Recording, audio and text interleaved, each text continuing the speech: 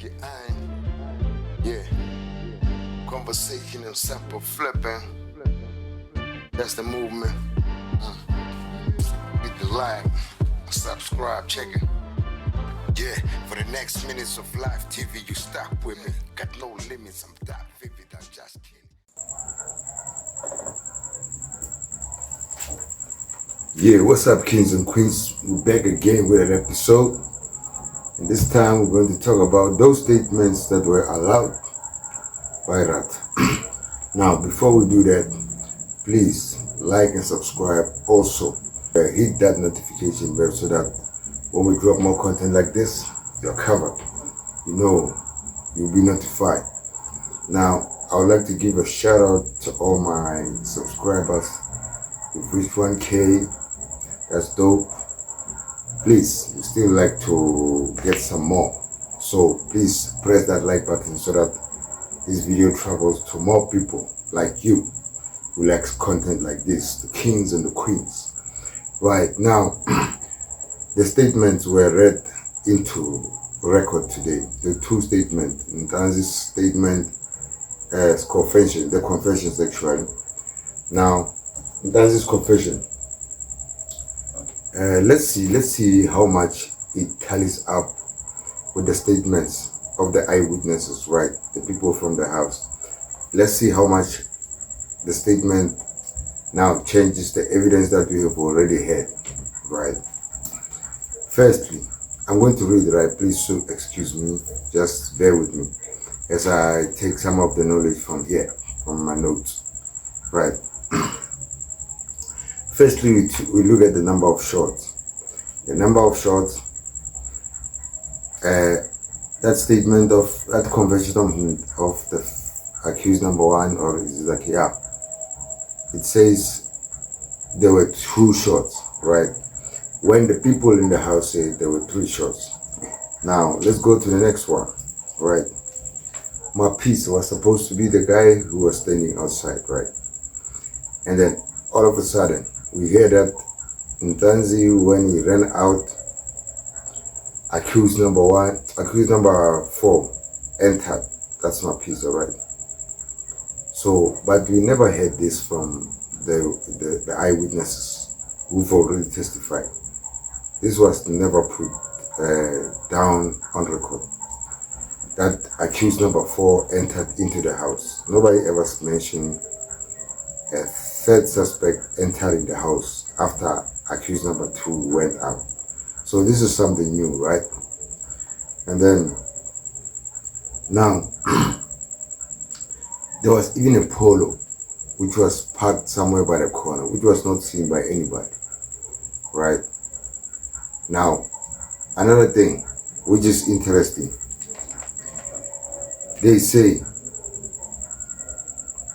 the items that were taken is supposed to be some cell phones and some money from a team, as alleged by the confession by accused number 2.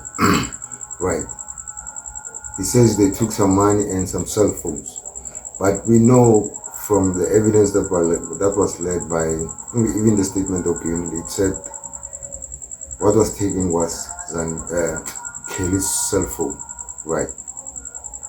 So if Gilinda is saying they only took Kelly's cell phone, even Zandi is saying they only took Kelly's cell phone, why is this guy saying they took some more phones in the alleged confession? Let's go on. Now, accused number 2 says when they entered in the alleged confession, he says when they entered the house, he went straight to the phones and the money, right? But the people in the house are saying accused number 2, when he entered, he ran towards the bedroom because he was chasing Kelly, who was going to lock her inside the house, who was going to lock herself inside the bedroom, right? And he did struggle some few minutes, I can say, or seconds, or whatever, with her on that door, trying to open that door. It was never mentioned that this guy went straight to the man. And in that confession, he doesn't say that statement that was said by the people in the house, that he struggled with the door as he was trying to access Kelly. Right, let's go on. These are the statements that, the confessions that the state is relying on, right? Let's go on. Now, the new thing again is the addition of Pansy when the accused say when it was alleged that the accused entered. They mentioned something like Pansy, Kipani, Imali, and cell phones, right? Kipani, Mali, no cell phones.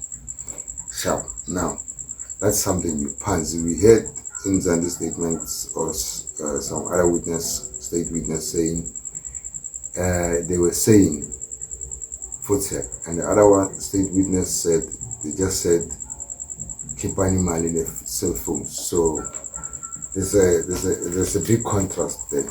Right now, let's go to the next statement. The next statement is the one that was taken by Colonel Bott, right?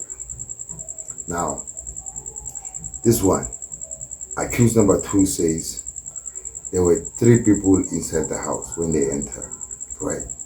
Now, we all know that the state witnesses and the state itself alleges that there were 7 people in the house. Now, let's keep going on. Let's see how much these statements, these confessions, align with the evidence from the state witnesses, right? Accused number 1 says he was standing outside. And then let's go on. Marco Butelis. This is a new guy who's being implicated. This Marco Butelis has appeared in giving the statement, and now he is reappearing here. And to our surprise, he is deceased. We find out later that he is deceased. He is no more. So, what do we say about that? It's like accused number 2 and number 1 are implicating 2 different groups of people. Their story doesn't add up themselves. The 2 confessions, you try to mix them up, they don't add up, right?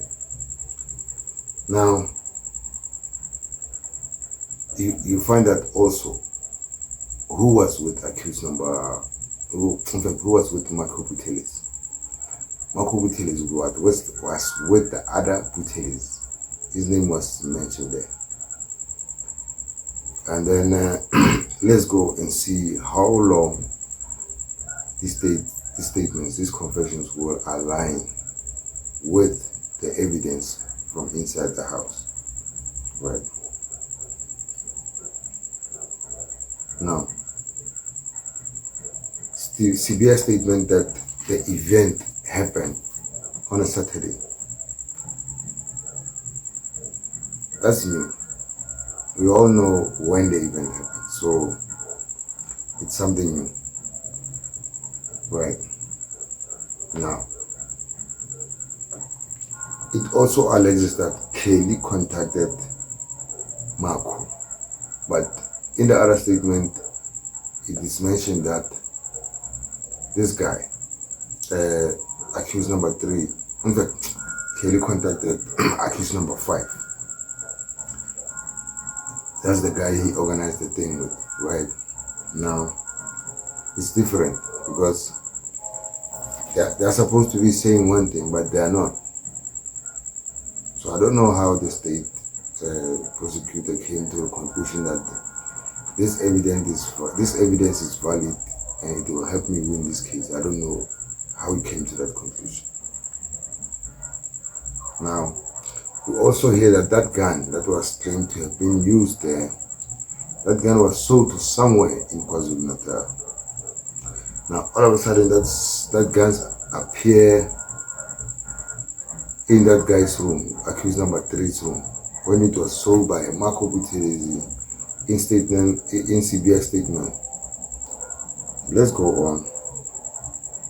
Now, when Gomezulu put it to Mboto about if he ever clarified anything with the statement, like the confession maker. He said no. All of a sudden he changed. He said no.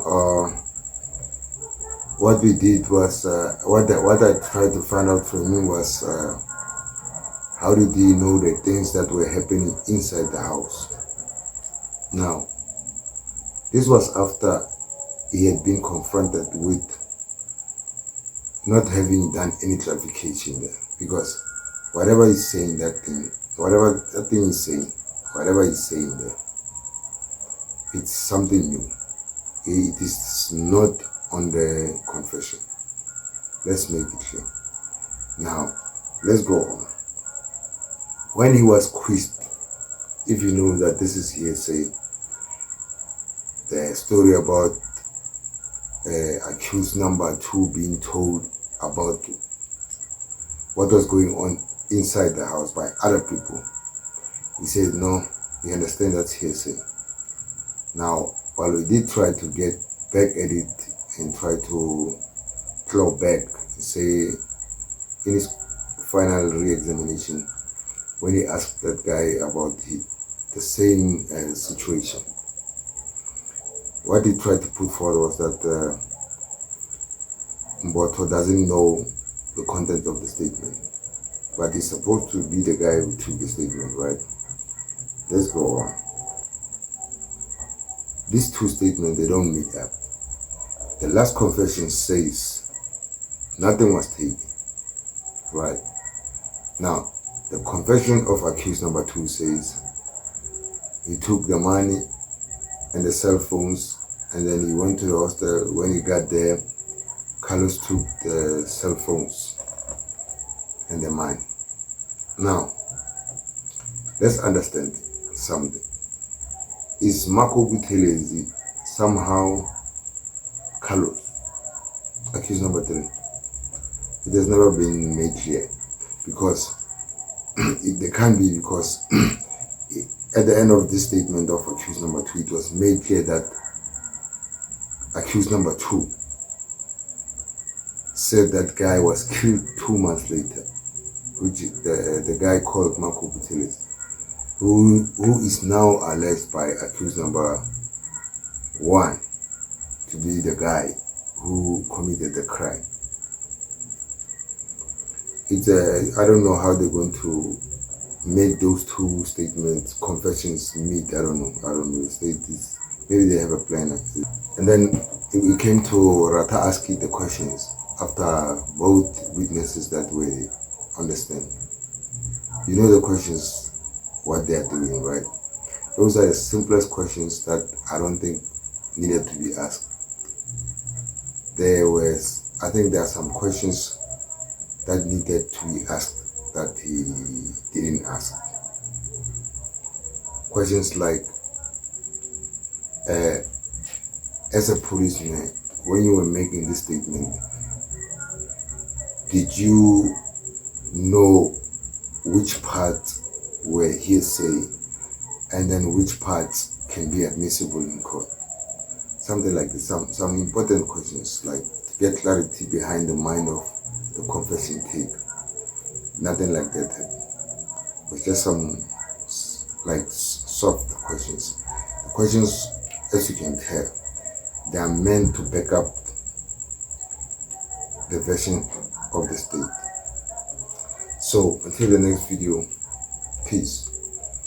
Please like and subscribe. Also hit the notification bell so that when we drop more content like this, you are in the loop.